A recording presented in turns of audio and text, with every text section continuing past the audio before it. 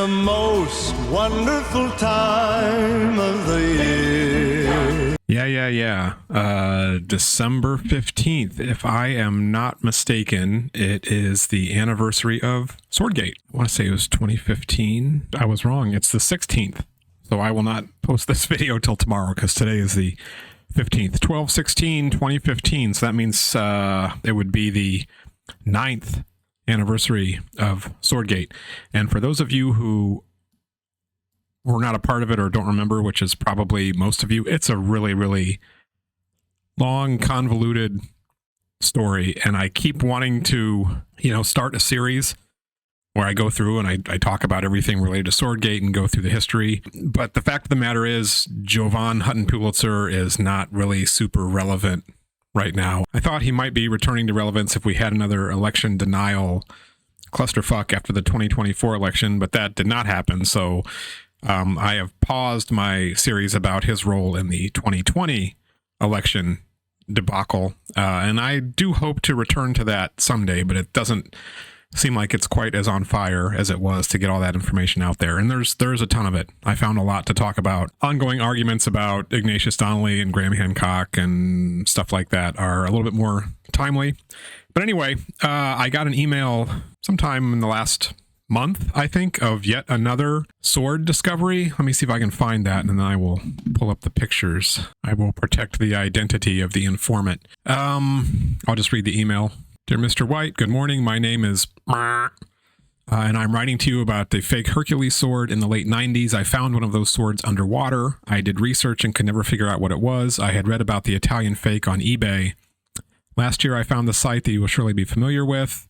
And he puts a link to the Roman officer site, which I guess is still active. And this is what let me know that there was more than one of these swords out there when Jovan Hutton Pulitzer was claiming it as an authentic Roman artifact. I thought it'd be interesting to look into it further. Let me start by saying that I have no intention of doing business or selling the sword. I would just like to understand if it is really an antique piece or a nice furnishing. Can you help me in some way? Thank you. Have a nice day. Okay. I thanked him for his message, asked him for some pictures, and he attaches some photos. So, honestly, I have forgotten probably more about these swords than any living person has a right to know.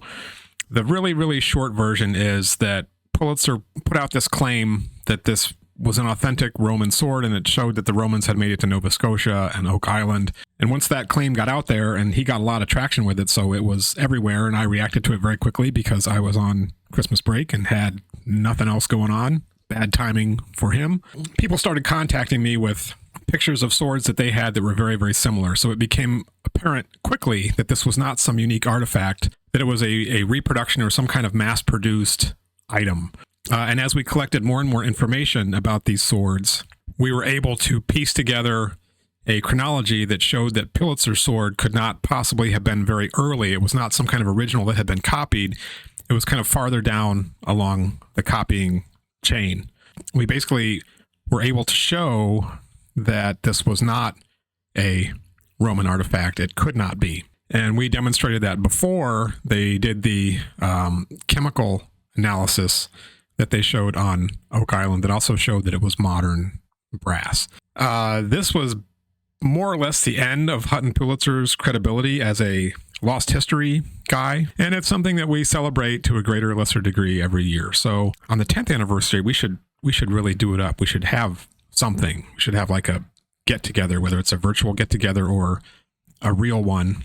And I really would like to go back through and remind myself of all of these details and put them together in some way that is palatable so you don't have to read through hundreds and hundreds of pages. Anyway, that's what I've got on that, and enjoy the rest of your Monday. Bye-bye. With the kids jingle belling.